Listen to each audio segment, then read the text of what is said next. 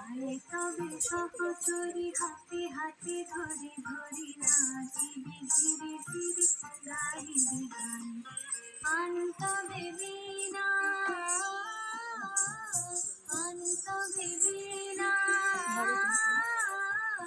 সপ্তম সুরে বাজবে টান।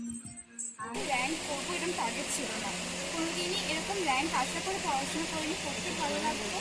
তো দুজন মিলেই একসাথে পড়তাম, যতটা সম্ভব একে অপরকে হেল্প করতাম, ডাউট ক্লিয়ারিং যেটা হয় দুজনের করে দিতাম। আর টিউশনের পাশাপাশি নিজেও সেলফ স্টাডি যেটা হয় সেটা বেশি করার চেষ্টা করতাম, কারণ at the end of the day self স্টাডিকে যতটা বেশি ভালো করে করবে সেটাই এফেক্টিভ হবে। স্কুল থেকেও মানে সাপোর্ট ছিল, আর যেখানে মানে টেস্টের সময় বেসিক্যালি যে এক্সাম দেওয়ার পর নিজেরা বলে দিয়েছিলেন যে এখানে ভর্তি আছে, তো সেইগুলো শুনতে দিয়েছিলেন ওনারা।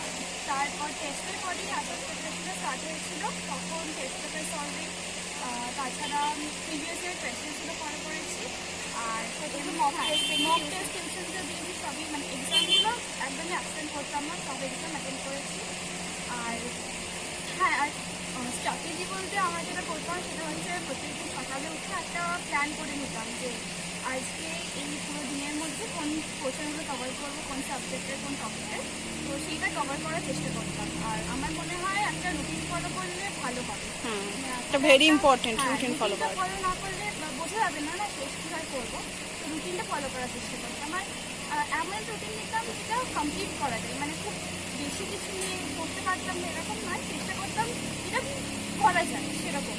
আর এক্সাম যখন কাছে আসছিল তখন পড়ার শিডিউলটাও বাড়ছিল, সেটা তো শুরু করতে।